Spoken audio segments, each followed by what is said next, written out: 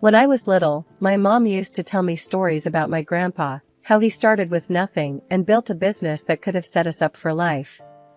But we never saw a dime of it. I didn't really get why until I was older and could understand the mess about his will and all.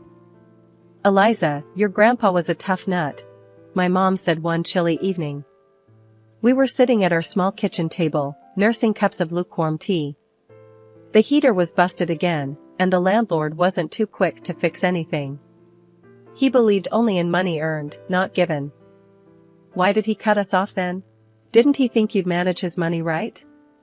I asked, trying to keep the bitterness out of my voice. Mom sighed, her eyes tracing the steam rising from her cup. "It wasn't about me managing it. He had this crazy idea.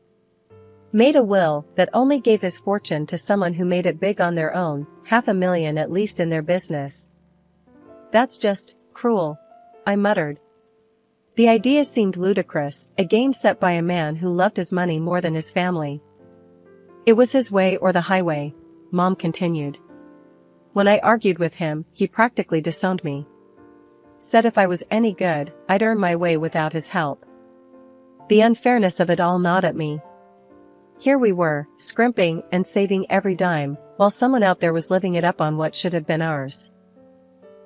Ever since I was a kid, I had a knack for spotting a chance to make a buck. I'd set up a lemonade stand at the local golf course on sweltering summer days. 50 cents a cup, I'd holler, waving to the thirsty golfers. They couldn't resist the pitch from a freckle-faced kid with a pitcher. "You sure know how to hustle, kiddo," an old golfer named Hank once told me, chuckling as he handed over his change. "Keep that up, and you'll be a tycoon one day." I grinned, pocketing the coins. "Just saving up for something big," I'd say, my mind always on the next big thing. And it wasn't just lemonade. I made homemade baubles and bracelets, stringing them together from beads I'd find at the dollar store. I sold them wherever I could, neighborhood block parties, school events, even at the front yard during garage sales. Trading wasn't just fun, it felt right, like I was meant to do it. "Eliza's got her own little business empire going," my mom would joke to her friends, but there was a hint of pride in her voice that made me stand a little taller. But it was the sewing that really caught on. When I managed to buy that old sewing machine from a garage sale, it was like all my Christmases had come at once. Teaching myself to sew wasn't easy. The machine was temperamental, and the tutorials online weren't always clear, especially when the internet connection flickered in and out. But I stuck with it. Soon, I was turning drab thrift store finds into trendy outfits. "Eliza, is that the same shirt you wore last week?" Sarah sneered one day as she caught me at my locker. "Looks different." "Yep, gave it a little makeover," I said casually, slamming my locker shut. "You should try it sometime, might improve your attitude." She scoffed and strutted away, but a couple of other girls lingered. "That was really cool what you did with your shirt. Could you do mine?" one of them asked, a shy smile playing on her lips. "Sure thing. Bring it tomorrow," I replied, my heart swelling with pride. Word got around, and soon I was taking custom orders. It wasn't just pocket money anymore, it was real business. People paid good money for uniqueness, and I was all too happy to provide. One sunny afternoon, I dragged my latest creations to the local street fair. I set up a rickety table, laid out my garments, and waited, heart thumping with the thrill of it all. "You think people will buy these?" Mike, my friend, asked, eyeing the passers-by skeptically. "They'd be crazy not to," I shot back, confidence bubbling. And buy they did. My table was swarmed. I barely had time to collect the money and hand over the clothes. Amidst the chaos, a guy approached, his car keys jangling in his hand. "Hey, my car broke down a block from here. Saw your stall. This stuff yours?" he asked, nodding towards my makeshift display. "Yeah, all made by me. You need something to pass the time while waiting for a tow?" I joked, handing him a shirt. He laughed, a genuine, head-thrown-back kind of laugh. "Actually, I was wondering if you do men's stuff too." "Sure do," I replied, pulling out a few pieces I'd experimented with. He looked them over, then looked at me with a spark of interest. You've got talent. Ever think of making this a real business? Every day, I said, not missing a beat. His smile widened. I'm Jack, by the way.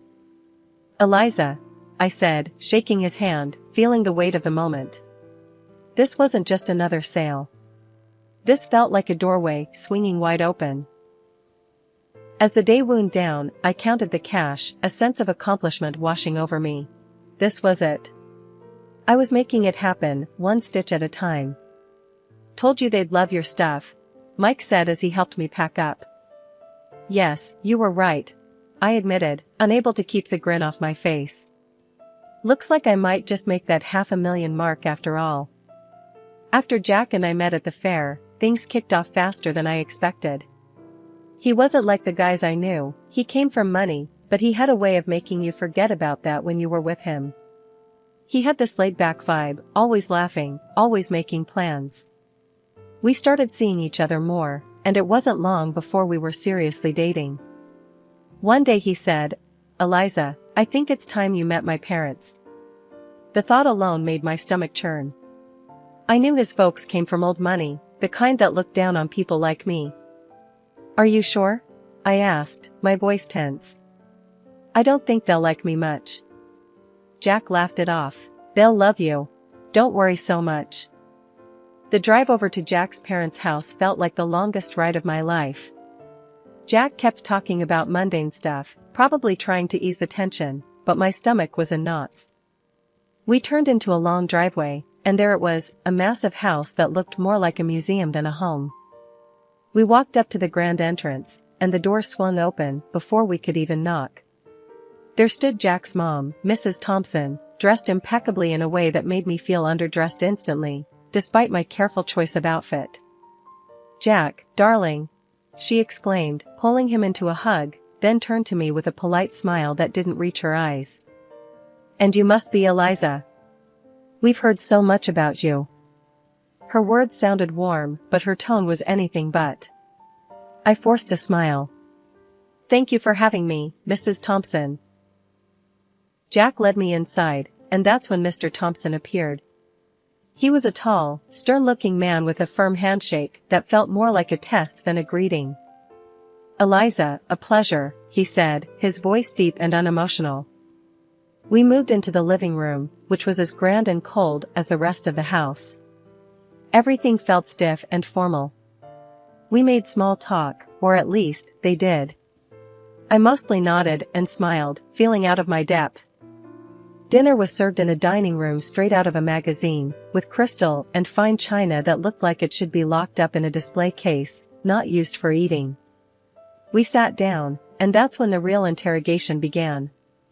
So, Eliza, Jack tells us you're into fashion design, Mr. Thompson began, eyeing me like I was a problem he needed to figure out. Yes, I run a small business. I design and sell clothing, I responded, trying to keep my voice steady. Self-made then. How entrepreneurial, he commented dryly. His tone suggested it was less of a compliment and more a checkmark on a list of curiosities. Mrs. Thompson chimed in with a smile that felt more like a wince. And your family, dear, what do they do? Well, it's just me and my mom. She's a nurse, I said, feeling the weight of each word. Oh, I see, Mrs. Thompson replied, exchanging a glance with her husband that I couldn't quite read. The conversation stumbled along until coffee was served, and then Mrs. Thompson's polite mask slipped. Eliza, I must be honest. We have certain hopes for Jack, and his partner's background is important to us. It's essential for maintaining the family's reputation and legacy. Finally, she put her fork down and said flatly, well, it's clear you've done quite a bit, despite your background. But I don't think you're suitable for our son, I'm afraid. Her words hit like a slap. I sat there, stunned, as she got up from the table. I won't waste more time here, she declared and left the room without another word. Jack was quick to comfort me, his face flushed with embarrassment. Eliza, please, don't take it to heart. She's set in her ways. It was tough to swallow. The evening had turned into a stark display of where I stood with his family. Despite Jack's reassurances, the shadow of that dinner lingered, casting a long, cold shadow over what should have been a happy milestone. The engagement happened despite the frosty atmosphere at dinner that night at Jack's parents' house. His folks made it clear they weren't thrilled, but Jack went ahead with the proposal. We were officially engaged, and while I was over the moon about us, the chill from his parents was something I couldn't shake off. A few weeks after our engagement, I got a call from Mrs. Thompson, Jack's mom. Her voice was formal. "I see. Eliza, I'd like you to come over. We need to discuss something important." When I arrived, both of Jack's parents were waiting. The house felt colder than ever, like all the warmth had been sucked out of it. Mrs. Thompson didn't waste any time. "Eliza, we've looked into your background thoroughly," she began, her tone sharp and unwelcoming. Mr. Thompson nodded, his face stern. "It's clear you come from a very different world than ours." His wife continued. "And frankly, we feel you're hunting for wealth, climbing through our son. But we won't allow our family fortune to be jeopardized." The words stung, but before I could react, Mrs. Thompson slid a stack of papers across the table towards me. "Since I can't convince Jack to rethink this marriage, you'll need to sign these," she said flatly. I picked up the papers. They were a prenuptial agreement. As I read through, it was clear, I wouldn't lay claim to any of Jack's wealth, and neither would any children we might have. Without hesitating, I signed them. "I'm not marrying Jack for his money," I said, handing the signed papers back to her. Mrs. Thompson looked taken aback, her eyes wide. Even Mr. Thompson raised an eyebrow, surprised by my quick compliance. I left their house feeling a mix of relief and resentment. At home, I told Jack everything. He laughed it off. "Wow, you really showed them. Good for you." But his laughter didn't sit right with me. "Aren't you bothered that your mom thinks so lowly of me? She humiliated me, Jack." He shrugged, still smiling. "I get why you're upset, but you know how Mom is. She has her reasons, and well, she's not completely wrong to worry, right?" His words felt like a slap. Not only had his mother insulted me, but now Jack was subtly defending her. It hurt, realizing that maybe he wasn't entirely in my corner. A year after our engagement, as the wedding drew closer, my life was a whirlwind of excitement and stress. My business, a sportswear brand I had started from scratch, was finally taking off. It was thrilling to see my designs being worn and loved. I had built a small capital, enough to expand and take on bigger challenges. As for the wedding, I wanted something simple, intimate.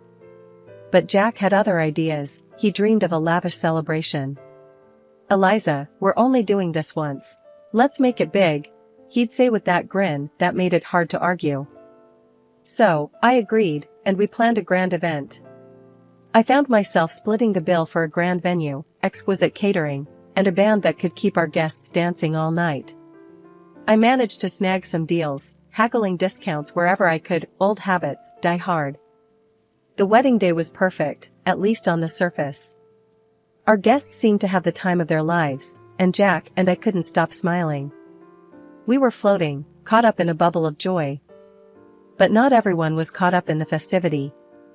Throughout the evening, I caught Jack's parents whispering, their faces pinched with disapproval. His mother, ever the social butterfly, floated around the room, dropping hints about her worries that I was after their family wealth. I overheard her telling a group of relatives, "It's all very extravagant, isn't it? I just hope she understands the value of money, not just spending it." Her voice was loud enough to carry, and her words stung more than I expected. After the wedding, things didn't settle down. Jack's mom posted on social media, lamenting that Jack had married someone like me. She wrote about her fear of losing her son to a woman who, in her eyes, wasn't worthy. Reading those words hurt. I felt my throat tighten and my eyes burn, not just with sadness, but with frustration. I tried to talk to Jack about it. "Your mom's posts, they're really harsh. Can you talk to them? They don't even know about the business, how well it's doing." Jack sighed, his face troubled. "Eliza, I know it's tough, but let's not rock the boat, okay? My parents, it's just how they are. But they think I'm some gold digger, Jack. They don't see that I don't need their money. He pulled me close, his voice soothing. I know. But let's just ignore it for now. They'll come around. They just need time to see what I see. I nodded, not convinced, but exhausted from the argument. I agreed to let it go, not because I thought he was right, but because I was too tired to fight. It was easier to focus on my business, pouring my energy into something positive, something that was mine. Despite the personal turmoil, my business kept growing. Orders poured in, and my brand gained a following. I was doing interviews, photo shoots, and even talking about partnerships. My days were packed, and I thrived on the hustle. The evening of the charity dinner arrived, and it was held at a swanky hotel downtown. The event was all about supporting sports programs for kids and teenagers. As the main costume designer, I had decided on a blue and white theme that matched not just the decor, but some of the latest pieces from my sportswear line. Jack and I walked into the grand hall, a room buzzing with well-dressed guests and shimmering lights. I was nervous, but excited to see my designs showcased in such a grand setting. That excitement quickly soured when we spotted his parents across the room. Their cold stares cut right through the warmth of the bustling crowd. Jack noticed but said nothing, and their blatant disregard stung me deeply, but I bit my lip and kept walking. As guests began to arrive, I circulated the room, chatting and networking. Jack was by my side, his usual charming self, but I could tell he was a bit overwhelmed by the scale of the event. "You're really pulling out all the stops, huh?" Jack commented as we watched the crowd from a distance. "Go big or go home, right?" I replied with a wink. "Eliza, you've outdone yourself," a familiar voice said from behind me. Turning around, I saw a local sports celebrity who'd worn my designs before. "These uniforms are fantastic." "Thanks so much. Enjoy the evening," I smiled, handing them a business card. "Let's catch up soon." The event was buzzing, the atmosphere electric with enthusiasm and goodwill. Then, the moment of truth arrived. The host took to the stage to thank the sponsors, and my heart raced as he started to speak.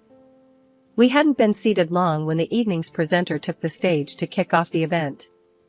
The atmosphere was lively, filled with applause and cheer until it came time to thank the sponsors. My heart raced with pride and anxiety as my name was announced as one of the main contributors. I'd like to extend a special thank you to Eliza, whose generous donation of over $300,000 made tonight possible. The presenter boomed through the microphone. The room erupted in applause, but it was abruptly pierced by a shriek from Mrs. Thompson, Jack's mother. "Absolutely not," she screamed, drawing the room into a shocked silence. She demanded a microphone, and once it was handed to her, she didn't hesitate. "This is preposterous. Eliza couldn't possibly afford this. She's nothing but a poor beggar using my son's money. She's a cunning predator, sneaking into our family to bankrupt us." Her words echoed through the hall, venomous and loud. The presenter, taken aback but composed, quickly tried to correct the situation. "Mrs. Thompson, I assure you, you are mistaken. Eliza's company is extremely successful and fully capable of such generosity. I know this firsthand." The crowd murmured, the tension palpable. Then, in an unexpected move, the presenter passed the microphone to Jack, hoping for him to clear the air. Jack's face was a mix of embarrassment and conflict. He glanced at his parents, then at me, his voice barely a whisper as he spoke into the mic. "I have nothing to say," and with that, he walked over to his parents, leaving me standing alone amidst a sea of whispers. The weight of the moment settled heavy on my shoulders. I felt exposed and humiliated, not just by the accusations, but by Jack's refusal to defend me, to affirm the truth about my success. The pride I had felt in my contribution was tarnished, overshadowed by the drama unfolding around me. Stepping into the spotlight, I approached the microphone, my heart pounding, but my resolve clear. "Good evening, everyone. Thank you for being here tonight," I started, my voice steady, despite the tumult of emotions. "Tonight, I'd like to share something very personal about my journey. The room fell silent, all attention on me. I started as a street entrepreneur, not just to make ends meet, but driven by a dream. That dream led to the creation of a sportswear brand that many of you know now. Pausing, I looked around, meeting the eyes of young athletes and seasoned businessmen alike. When my company's profits hit $500,000, I fulfilled a promise to a very special person, my grandfather. I continued, my voice growing stronger. He left a will stating that his inheritance would go to a relative who made their own success, reaching that exact figure in their business. Whispers filled the hall, and I took a moment to let that sink in. That inheritance has been used to fuel not just my personal growth, but to give back through charity, much like tonight's event. The crowd was listening, some nodding, as I unfolded more of my story. After the pandemic, my business didn't just survive, it thrived, growing several times over. Every challenge faced was a stepping stone. As I concluded, I stand before you, not just as a business owner, but as someone who believes in the power of perseverance and dedication. The room erupted into applause, some guests standing in ovation. I scanned the crowd, seeing faces light up with respect and admiration, but my eyes briefly caught Jack's parents. Their expressions, once haughty, now showed disbelief and embarrassment. They quietly exited the hotel. Jack, looking equally shaken, tried to approach me, muttering an apology.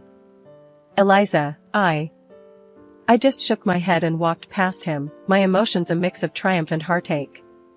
I needed space, not just from the evening's drama, but from everything.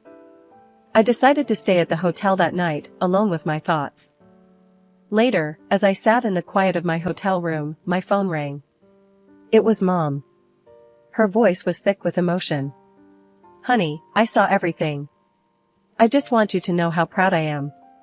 To see you stand up there, telling your story, reclaiming your truth, you're everything I hoped you'd be." After spending a night at the hotel, to clear my head, I returned home. The place felt different, heavier somehow, as if the walls themselves held the tension from the last few months. Jack was there, waiting. As soon as he saw me, he tried to apologize again. "Eliza, I'm so sorry about everything. Can we just forget all this and start over?" he pleaded, his voice desperate. I shook my head, the decision heavy on my heart, but clear in my mind. "Jack, I can't. I don't want to be with someone who can't stand up for me, who sides with his parents over his wife. It's not just about last night. This has been building for a long time." His face fell, and he reached out, but I stepped back. "I'm filing for divorce," I said firmly. I didn't wait for his response. I gathered a few essentials and left for my mother's house, the one I recently bought with the inheritance from my grandfather. It felt like a sanctuary after the storm I'd walked through. The divorce proceedings were straightforward. Thanks to the prenup we had signed, and with no children to consider, it was over quickly. During that time, Jack's parents tried to intervene. They called repeatedly, trying to patch things up, not for my sake, but because their son's lifestyle had changed now that I was out of the picture. I blocked their numbers. It wasn't just to silence the constant ringing, but to cut off a past that was holding me back. Through friends, I heard Jack started drinking, lost his job, and eventually, his parents disowned him, not wanting to tarnish their reputation with his downward spiral. I felt a pang of sorrow for him. Despite everything, I never wished him ill. But I knew I needed to move on. I couldn't dwell on what had been, only on what could be. Living at my mom's place gave me the peace I needed to think about my next steps. The business was still thriving, and I poured more of myself into it, not just to distract from the divorce, but to rebuild stronger foundations for my future. One evening, sitting in the garden my mom and I had started together, she turned to me, a soft smile on her face. "You did the right thing, Eliza. It's tough, but you're tougher. And I'm here, always." "Thanks, Mom. I know. It's just a lot to process," I replied, feeling the weight of her support. "As long as you remember that you're not just surviving, you're building, learning, and growing. That's what matters," she said, squeezing my hand. She was right. The end of my marriage wasn't just an ending. It was a gateway to a new chapter. One where I could make decisions without second guessing if someone had my back. One where I could stand on my own, not just as a successful businesswoman, but as a person reshaped by her experiences.